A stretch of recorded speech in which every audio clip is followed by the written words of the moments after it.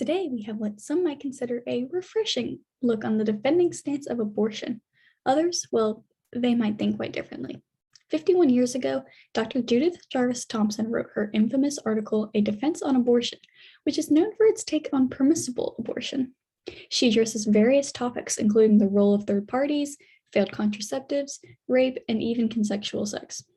The reader is told time and time again that all of the arguments are made assuming life starts at the point of conception. With this, Thompson takes the reader on a wild ride of analogies in order to explain that abortion is sometimes permissible and therefore not always wrong. I have brought in 4 people that inspire the stories in her article and hopes to show you just how Thompson makes her argument. As you're listening to these guests share their experiences, remember, we want to hear your thoughts too. With that, let's get started. All right, everyone, now welcome Miss Vicky to the spotlight.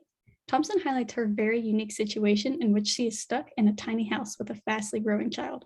So fast so that Miss Vicky here would have been crushed within minutes. Can you explain to us how you justified saving your life? Of course, everything just happened so fast. One moment, I was just a regular person living in my house all alone. And then suddenly there was this baby who was growing exponentially. Before I could understand what was happening, I was pushed up against a wall with nowhere to go, and I was about to be crushed. This child was going to kill me, and I couldn't do anything but protect myself. The dilemma forced me into self-defense. I didn't want to harm the child or do anything like that, but it was self-preservation. I had no other choice, you see. Understandable, especially if the child's father wasn't in the picture, then there would be no caretaker. Did anyone help you with your situation? There was nobody but me in the situation. I was all alone.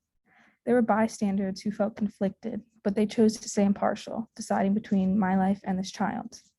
But by staying impartial, these outsiders chose to do nothing, and therefore they chose to save the child who was mistakenly brought into my own house and has inflicted pain. I was nevertheless threatened by this rapidly growing child, and therefore had a right to act and save myself from being crushed to death. With no one to help me and no one on my side, I had to act alone to protect myself. Of course. Miss Vicky, Dr. Thompson used your story as a way to talk about the cases where the mother's life is threatened and how third parties should be allowed to help in this instance regarding abortion. Do you care to comment? Of course. These arguments don't argue whether women have the right to their bodies or not. It is understood that they do, but they simply don't understand what that can entail. They think that women have a right to their bodies, but third parties shouldn't interfere with that. This makes it a little complicated when third parties include doctors, which have safe abortion methods. Without them, there's a little a mother can do. These third parties also include people who understand it's women's body and she has a right to it, but simultaneously, they're the same people who won't choose between saving the mother and the fetus. But doing this, they passively side with the child because doing nothing lets the child live, but it invades the mother's house at the same time. Therefore, it usually paints the mother as some type of villain when she chooses to save herself, when in reality, it's just simply self-defense. Wow, thank you so much for joining us today and sharing your side of the story. No problem. Thank you for having me. Thompson used what you might consider crazy scenarios in her argument. I brought in Mr. David to talk about his experience with the rumor he heard about people seeds, tiny seeds that can take root onto soft fabrics and grow children. Not those damn people seeds. I took out money and bought the very best screens on the market to keep them out. Do they really think they have a right inside people's houses? I'll tell you right now that they don't. Did you hear about how there was a chance that the screens you bought could be defective? Fortunately, yes. I have heard the rumors of how even with these top-notch screens, the people seeds can still invade and take root. Even if this may be true, I should not be left with responsible to house these seeds and ruin my life. I never wanted them in the first place, and that's why I bought these screens. And because of an unprecedented entrance into my house, should I be left responsible? It does not have a right to be there, and I should be able to live my life. Yeah, anything or anyone who drifts in through your window shouldn't have access to your house. After all, a burglar who climbs in through an open window surely is still a burglar and committing a crime, yes? Do you believe your case with the people seeds could be comparable to a faulty contraceptives like Dr. Thompson suggests? Yes, of course, I agree. As I repeat myself, I bought the screens to prevent the entrance of the people seeds. Likewise, I would purchase contraceptives to prevent a pregnancy. But if for some reason each purchase was faulty and did not serve its purpose, I should not be held responsible for the unwanted outcomes. The burglar does not have a right to my house. The people seeds don't either, and surely an unborn child has no right to use its mother body. And nobody should have to renovate their home permanently to prevent people seeds, and nobody should have to get a hysterectomy to prevent pregnancy because they don't want to have one at the moment. Just as rape and unwanted pregnancies, people should not have to change their lives for it.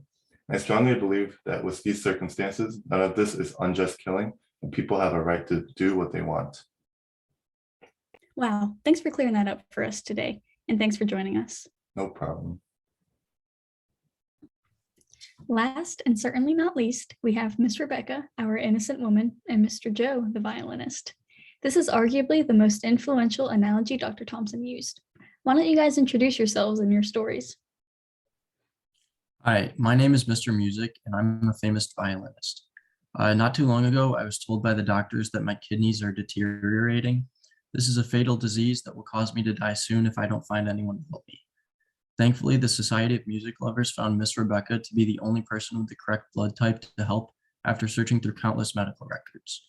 All she needs to do in order to get me through this situation is connect up to my circulatory system for 9 months. This is the only way that I can be healed. So therefore, the Society of Music Lovers decided that kidnapping Miss Rebekah and hooking her up to my bloodstream is the best way I can survive. It did happen while I was passed out from the drugs given to me in the hospital, so I personally had no say in the matter. If Rebekah were to disconnect from me now, I would die.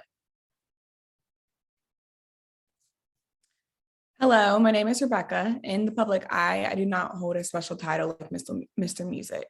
One morning, I woke up in shock at the hospital. I looked around and I was hooked up to a bunch of machines.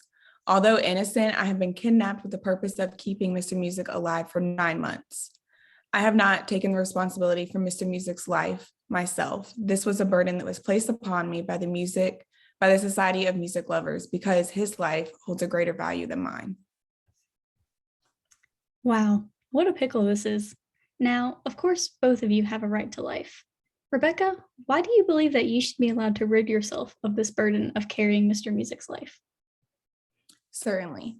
Although it is a tragedy that Mr. Music is what he is going through, and he has a right to life himself, I believe I'm not responsible for his healing. If anyone has a right to anything in this world, we should have a right to our own bodies. I should have been given the choice to decide if I want to spend the next 9 months of my life connected to Mr. Music, whereas this choice has been made for me by the Society of Music Lovers. Of course, much understandable. Joe, you know Rebekah's side, and I have to say, she has a point. Now, I want you to uncover this situation and explain to us why Dr. Thompson wanted to include your story in her article on abortion. Unfortunately, I do understand what Rebekah has to say, but I do not view myself as a more deserving person. Every person has a right to life, and we are all entitled to that right. Yet, Rebekah is not going to die if she disconnects from me. Therefore, wouldn't my right to life overpower her right not to give 9 months of her life circulating my blood after she is already connected to me? If she were to unplug from me, I would die instantly, yet she would walk away fine. Does the right to life somehow change when another person is involved? When my life depends on Miss Rebekah's help, do I not have the right against you to deprive me of the health of my kidneys and therefore my life? Even though she is still connected to me in the hospital bed against her own will, does she now have the right to disconnect? Well, now that I have been connected to you and keeping you alive, are my rights subdued? Does your right to life, which must be supported by another person, overcome the right to my own body? What you need in order to survive is something that you have no right to take from me. Wow, y'all, there are some very interesting points made here. I hope everyone watching takes a minute to think about this, and thank you guys again for joining today. A huge thank you to everyone that came out today to talk about these complicated issues. Dr. Thompson wanted to make her arguments based on non-typical ideas. So non-typical, in fact, that you very well may believe they are too far-fetched. However, none of the issues presented assume a fetus doesn't have the right to life, that he or she isn't a person, or that it's okay to kill a person. She just happens to make these arguments defending abortion without focusing on those claims. Remember what her main points are. Ms. Vicky explained how abortion would be permissible in the case where her baby was threatening her life, and claims that it would be fair for a third party to perform the life-saving procedure. Mr. David clarified how his situation is comparable to a pregnancy resulting from a faulty contraceptive, and how he shouldn't be punished for something that wasn't caused by him. Finally, Mr. Joe and Ms. Rebekah communicated how a pregnancy resulting from rape is no excuse for the mother to spend 9 months waiting for the day she no longer has to provide life to a human she had no say in. Before we close, I want to take a moment and dedicate today's segment to Dr. Thompson, who passed away in November of 2020 at the age of 91. She had a long life spent exploring ethics and creating a legacy so that we can still learn and contemplate as she once did. Feel free to share your opinions and comments, and thanks for watching.